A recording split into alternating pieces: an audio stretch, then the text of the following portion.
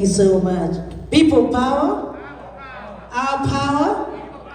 Welcome to Massachusetts. Fellow comrades or fellow leaders, Madam Mayor, my father in the Lord, and my fellow community members, at the same time the guests in our meetings.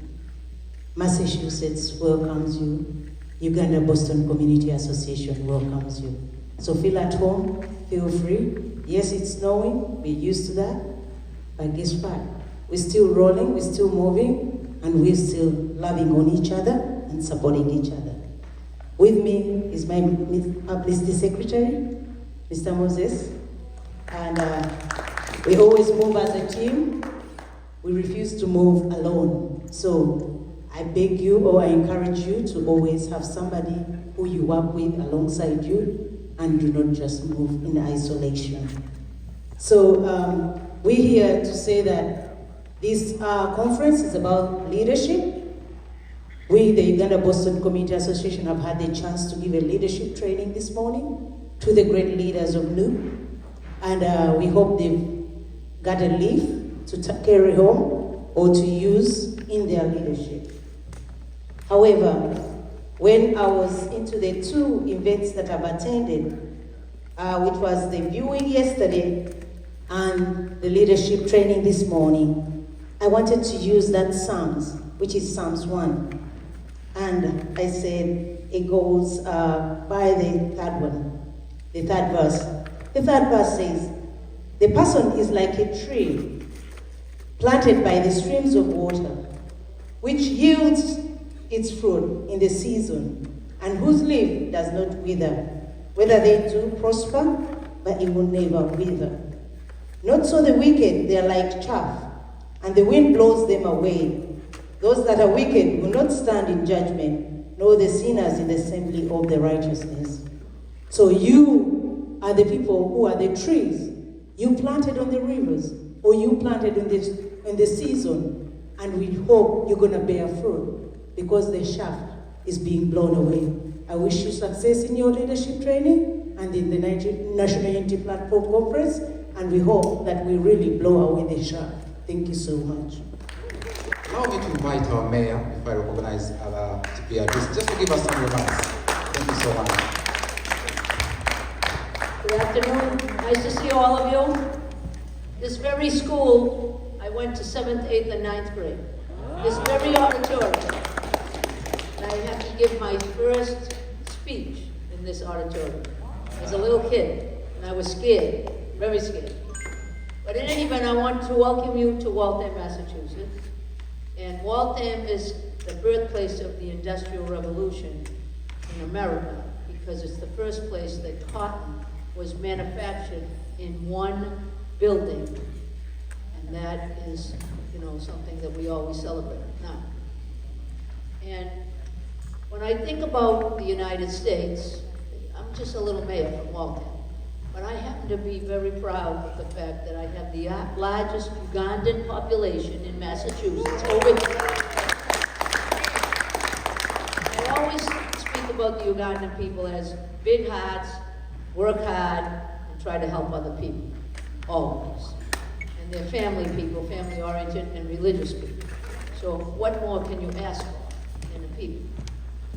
But in America, we take for granted all of our rights.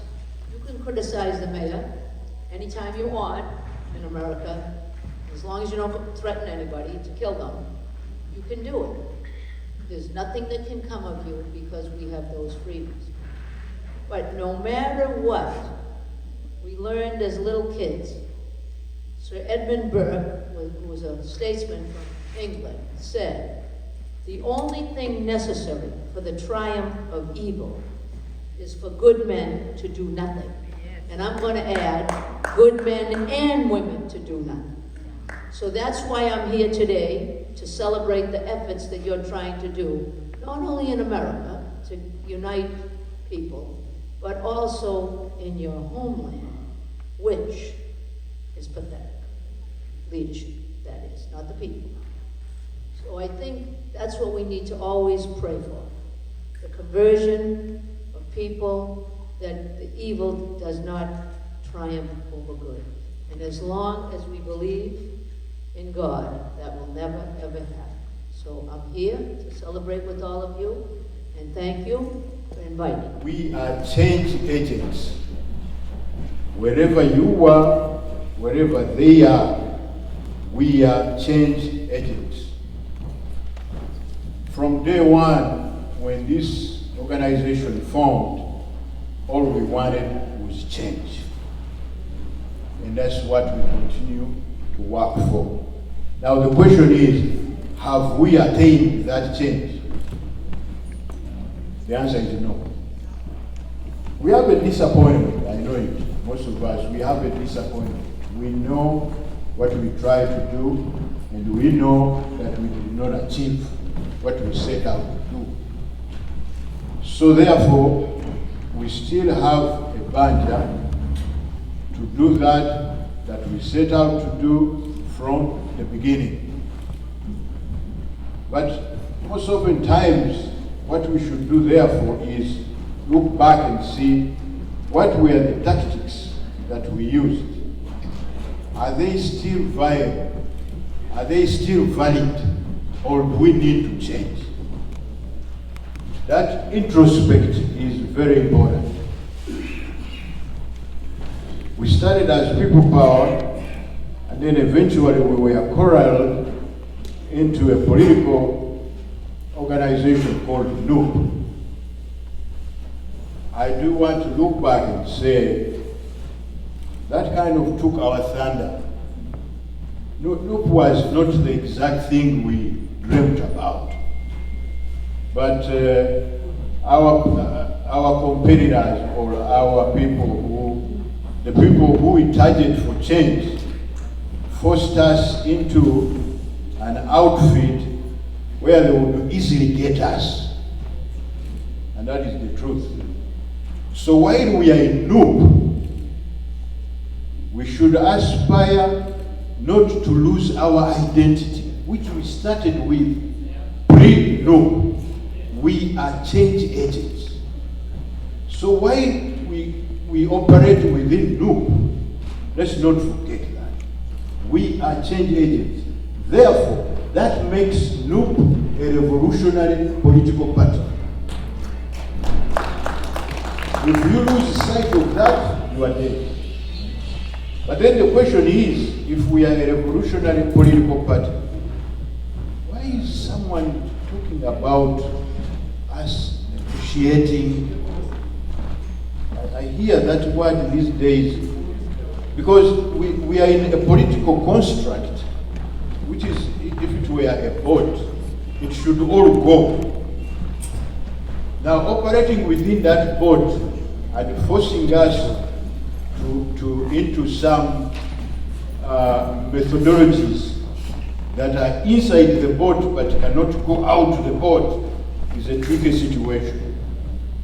We should be very careful, Mr. Secretary General.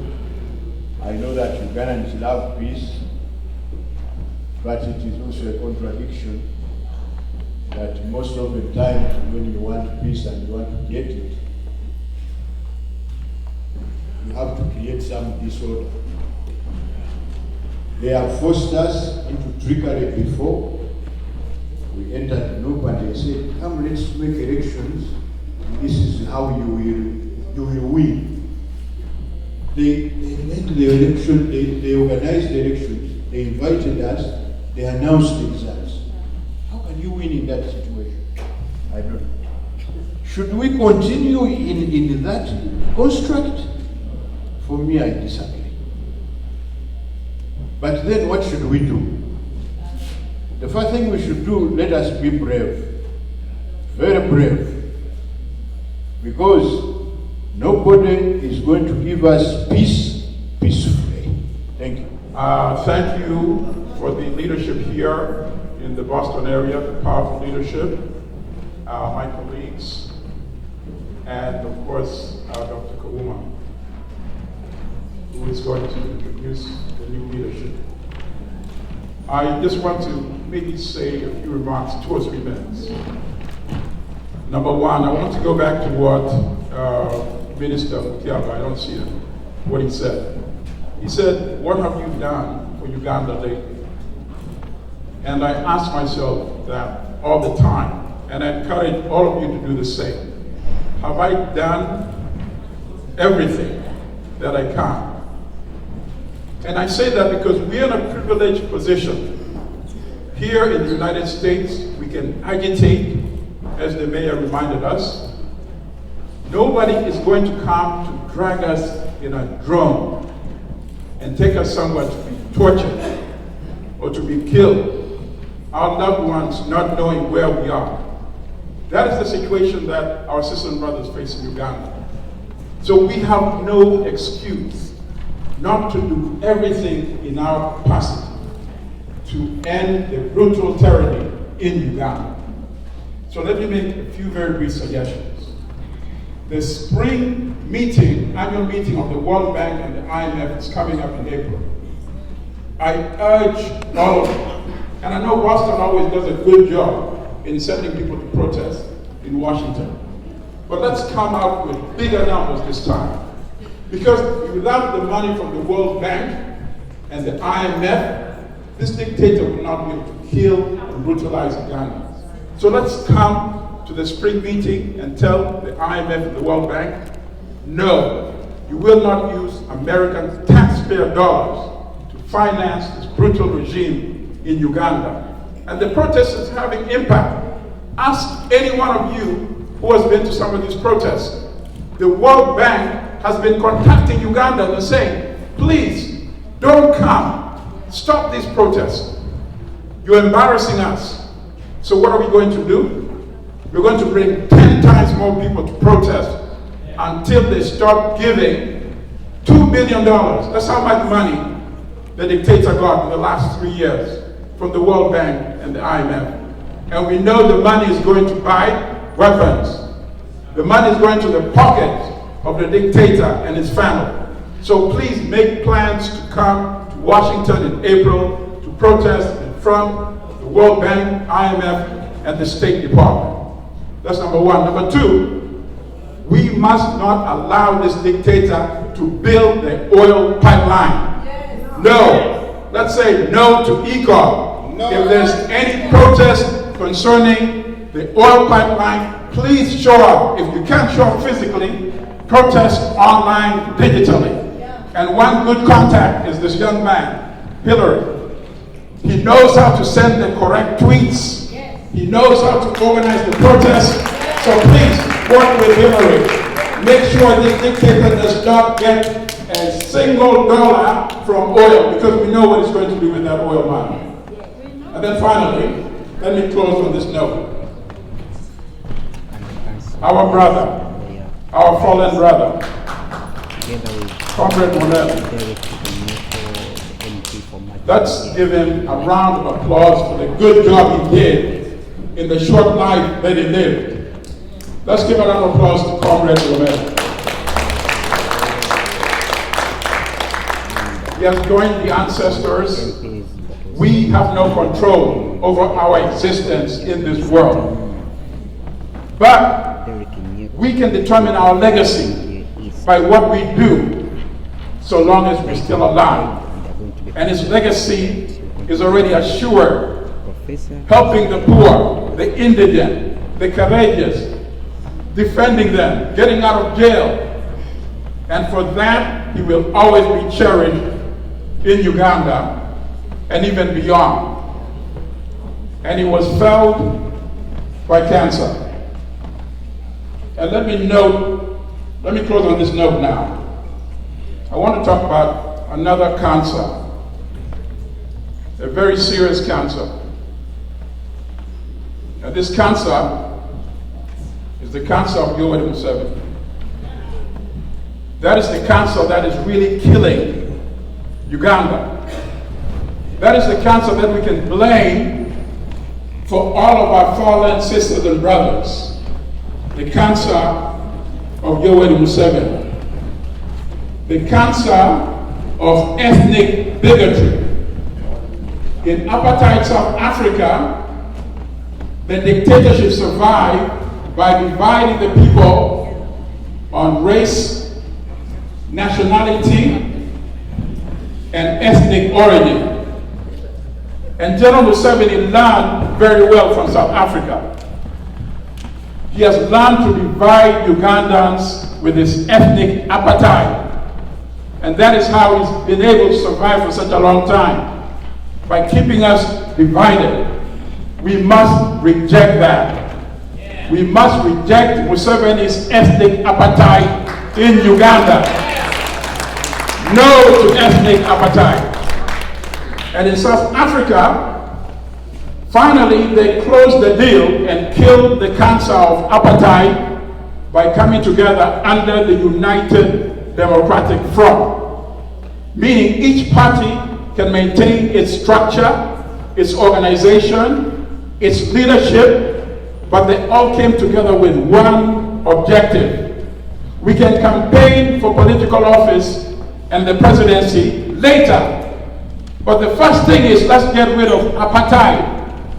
So they created the United Democratic Front, which had hundreds of organizations, the political parties, football clubs, civic organizations, women's organizations, all came together under one umbrella, and every day when they woke up, they said, what am I going to do today to kill the cancer of apartheid? In Uganda, we need our own version of the United Democratic Front. And we wake up every morning, the first thing we say to ourselves is, what will I do today to kill the cancer of Yoweri Museveni in Uganda? So sisters and brothers, that is how we should live here today. We should forget any quibbles, any quarrels we have amongst ourselves. I know that you cannot just make up overnight, but let me ask you, and I make this from the bottom of my heart, one request. Suspend your quarrels, please. If you cannot end your quarrels, at least suspend it and say to myself, let me suspend my quarrel until we get rid of the cancer of Museveni. And then if you want, you can resume your quarrel. You can resume your quarrel. But our mission number one should be get rid of the cancer of what? Cancer of Yoweri Museveni. Thank you, Sister Brother. My name is Charity Nakabuye Chikafuma. I am the Vice Chairperson of the organizing committee of our upcoming conference. As you may all know by now, or for those who are not aware, we are planning a retreat. And this is part of our team. Our able leader is Dr. Daniel Kauma. Mr. David Wantate is the treasurer, and Mr. Karim Tambi is also part of the executive of the organizing committee, as well as Mrs. Judith Njawes. And I want to extend my gratitude to all of you. You have unceasingly been very generous, and with your time, with your finances, with your ideas, to help us make sure that we plan for a good conference, interactive and meaningful conference later this year in August. And I would like to call upon all of you, those who have not yet registered, we encourage you to register. Because as you may all know, we are self-funded. We are not going to get money from anywhere, and all the organizing requires finances. So I encourage those who have not yet registered, please register. We are planning so many activities. If you have ideas on how to keep filling our cup and go forward in this struggle, please send in the ideas. Please join the meetings. And also, as you may know, we'll need finances at some point. When you're called upon, just spare those few, whatever you can. Thank you very much. My name is Hamanai Neviona, real quick. I thank you all for being here. I I welcome you, our guests from Uganda. I appreciate you for making the sacrifice. Honorable Nyeko Derek just got off the plane, 30, 45 minutes ago, and he made it here.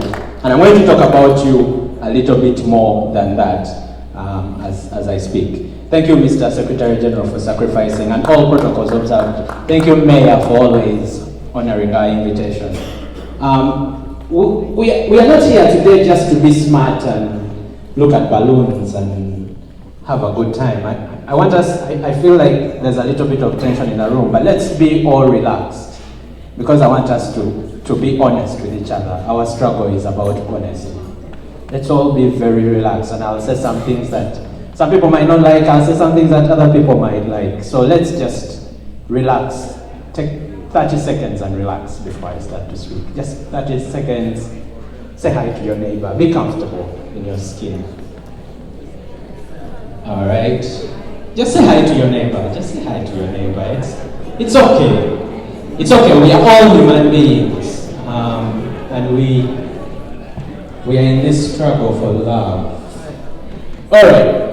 So they just invited me to invite the people I've worked with in the past, and then invite the new team that's going to take leadership going forward. And Dr. Daniel, thank you for organizing this and setting this up. Mr. MC, I have 5 minutes? Yes, sir. 5 minutes, all right. Thank you. So, let me first introduce my team, because I'm also going to talk about the people I've worked with in the past. And I will call upon your name, whether you're a chapter leader or not, but because you've been present, because you're given more time than average. You're not just attending events, you're not just donating, but you're doing more time, you're running around. I'm going to ask everyone to stand up if you know you've been part of the team, putting this event together, but having put other events together in the past. Just stand up real quick. Just stand up. You know yourselves. You've been part of this. Everyone on this table should stand up.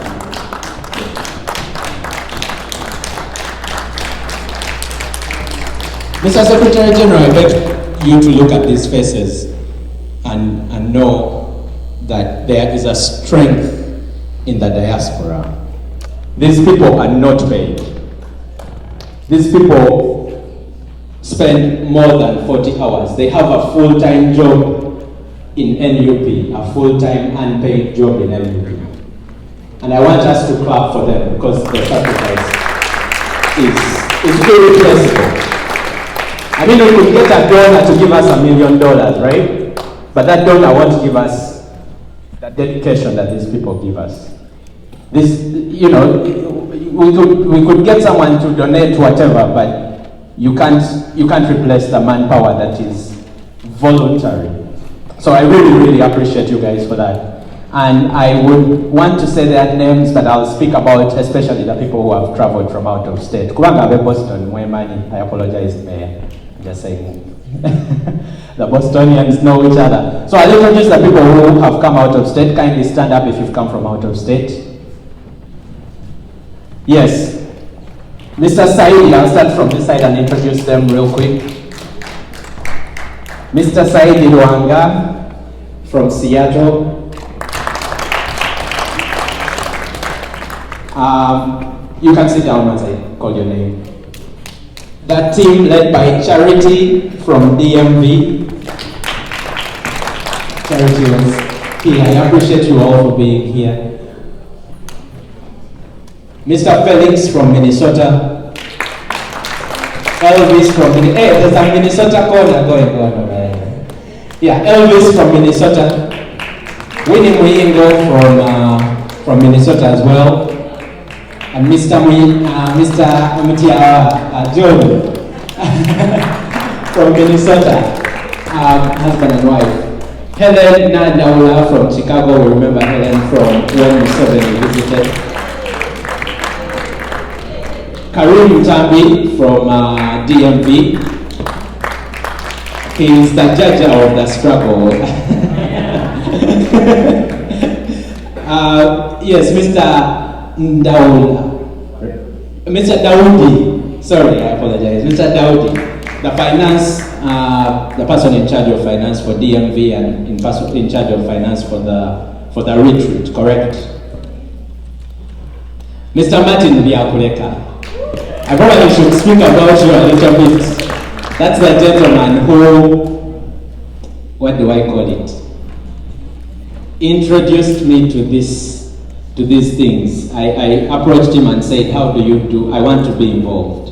And he said, come and sit right here next to me. And he's been such a mentor in many ways. Thank you. Yes, Mr. Charles Chibulabuza from Minnesota. Our mama, Aisha Nachijoba from California. Thank you for making the sacrifice. And then Mr. Semkumba William from California as well. And finally, but not least, this guy, his level of integrity is undisputed.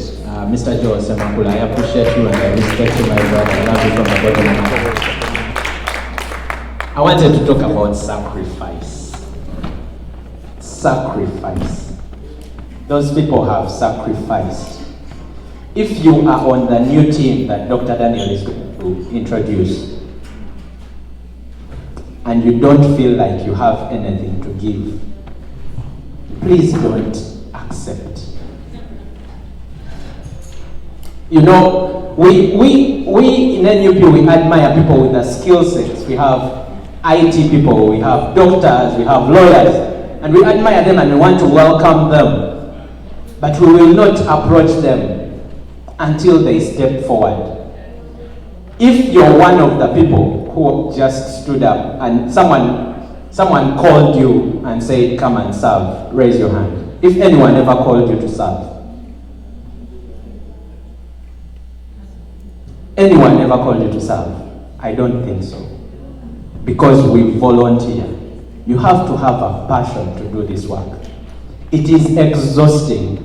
Who doesn't know that they've spoken ill about me? Who doesn't? If you don't come, I'll tell you the stories. Or look online or whatever. But what I'm saying is sacrifice. Sacrifice.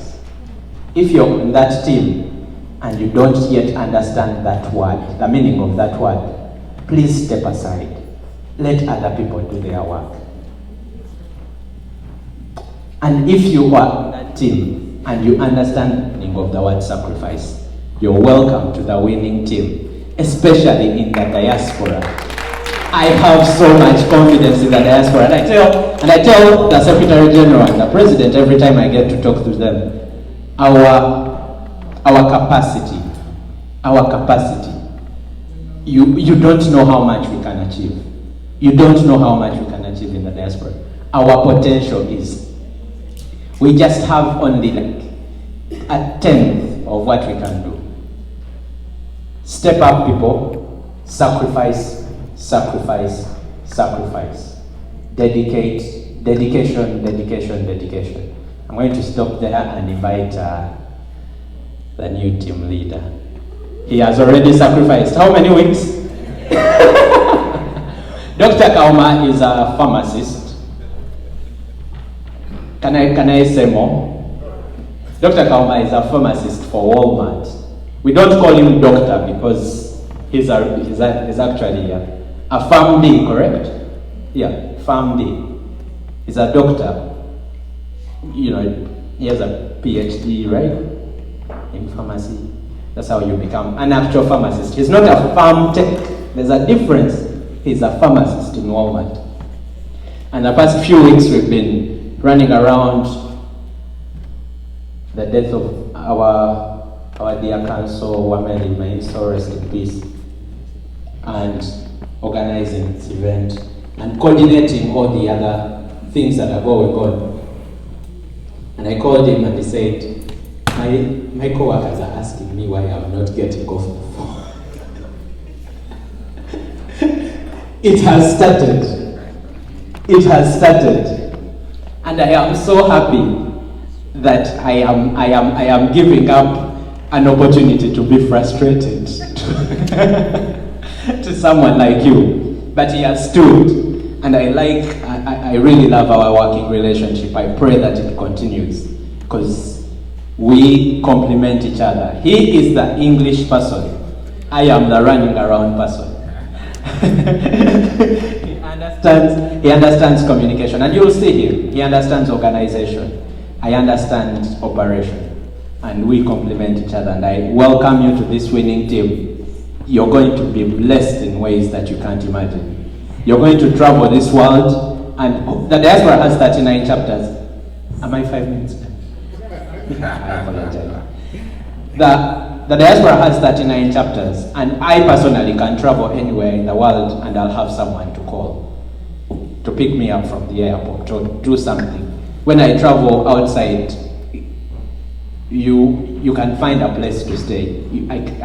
I can't be stranded anywhere in the world. Those are some of the opportunities that you get. There's no pay. There's no pay. And I want to say this, there's no pay, Abadi life. But there are other things that you get. Conflict resolution, skill sets. You know, there are skills I feel like I've obtained from this. So I won't say any much more. I want to introduce our lovely team leader.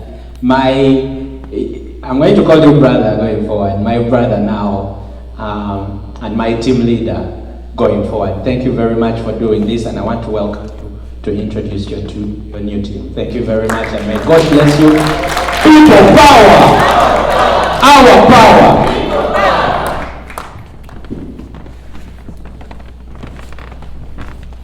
People power. People power. Our power. Mr. Hammond, why are you scaring people? Thank you so much for those kind words, Mr. Hammond. It's a very great honor to be here today in Boston. Boston has always been home to me. I think a lot of people in Maryland ask me why I still live there. Because I'm always in Boston. Boston has always been family. I always feel welcome when I'm here. I'm actually licensed to practice here, so whenever a job opens up one of these days, you never know. But I'm still enjoying Washington, D.C. and the DMV area. But I thank the community of Boston for organizing this, welcoming us. Especially as I come here to introduce my new team. So I take this opportunity to recognize our distinguished guests, the Mayor of Waltham. Always here, always stands with the Ugandan community. So we appreciate you. Thank you for your service, your sacrifice, and your words of wisdom. We appreciate that. Thank you very much. I recognize our SG, Mr. Lewis. Sometimes I feel sorry for the families of Mr. Lewis, because every time I go online, he's in Kasese, he's in northern Uganda. The sacrifice our brothers are really undergoing in Uganda is massive, and we appreciate you guys, all the work you do on the ground. Some of us are here in the diaspora, but you are in the lion's den, and you do this every day. I remember I called Mr. Lewis sometimes, said the best time to get me is 6 a.m. You know, after that, he's always on the road traveling. So we do appreciate everything that you do for the party. It's unfortunate some of the headlines we see slandering our party, slandering our leaders, considering the sacrifice they put in, the time they put in. It's unfortunate, and as a diaspora, we really stand with you. We stand behind you on all the work you're all doing in Uganda. So thank you for continuing to do that. I also welcome Honorable Derek Neko. Thank you for being here. I don't know what the temperature change is doing to you right now, because I'm just coming from DC and it feels like, I'm in deep in the freezer, but thanks for coming, especially right off the flight to be here with us today. We really appreciate your presence here. Community leaders, Afande Momo, one of our own. So thank you for everything that you do for the community. I want to say a lot about Afande Momo, but I have a lot to say, so I'm not going to say much, but there are people in the community who you can always count on. And I think whenever we are picking leaders for different positions, for me, through the different positions I've held in the diaspora, when I'm going to a community and say, who should I pick to be on the team?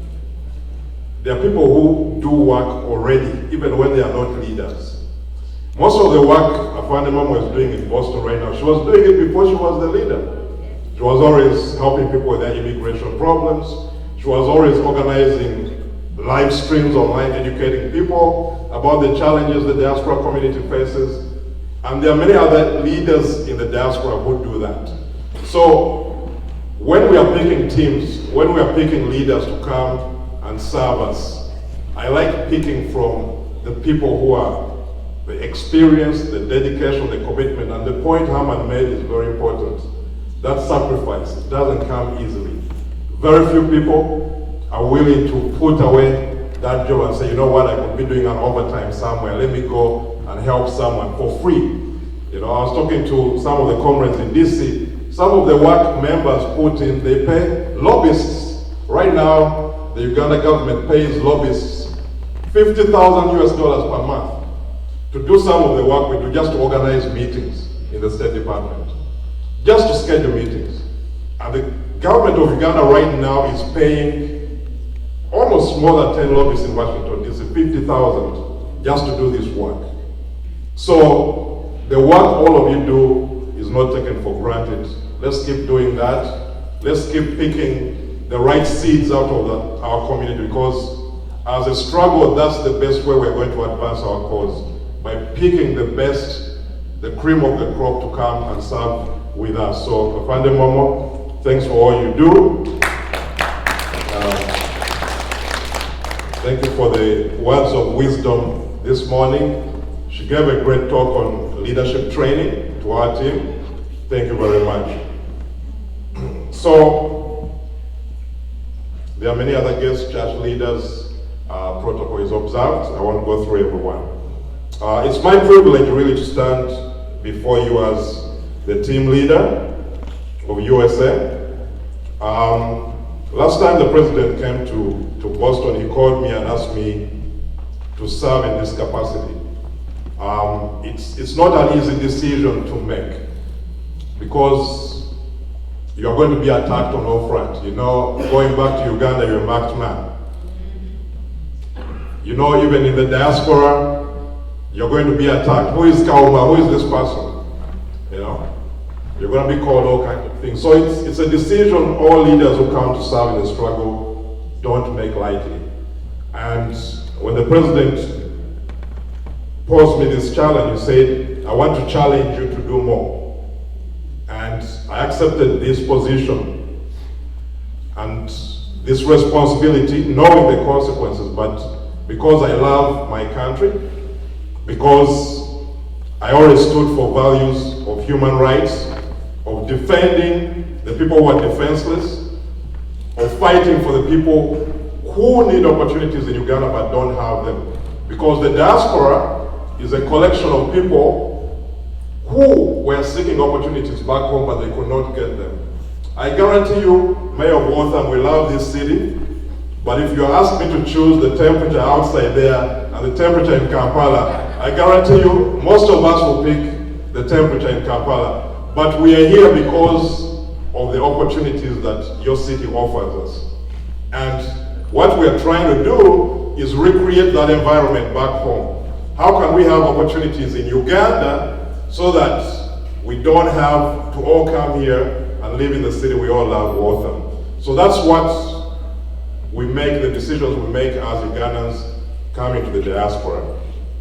So sacrifice is key, opportunities are key. I was raised in a small village. Actually, I grew up in Mutundwe. My native village is Komba. It's called Kachpuya, those who have been there. I spent the bulk of my life on Budo Hill, all the way from P1 all through.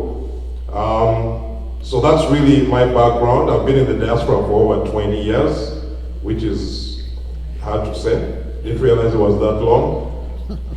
So I'm a son of the diaspora. I've been here probably as long as I've lived in my own country, Uganda. So again, I'm very thankful for this opportunity. I don't think I'm the best leader in the diaspora, but I'm just contributing to what leaders like Mr. Karim have done, Ms. Arao, Herman, Dorothy Stewart, and many other leaders who have sacrificed a lot. Our chapter leaders here from California, who have been in the struggle for a long time. So we're just here to add a brick to the work that they have already done. So that's what we are all doing. And I encourage everyone, let's support each other, let's not tear each other down. Because the best way to build a house is by each one carrying a brick and adding to the structures, the foundations that have already been laid down. So let's support each other, let's work with each other.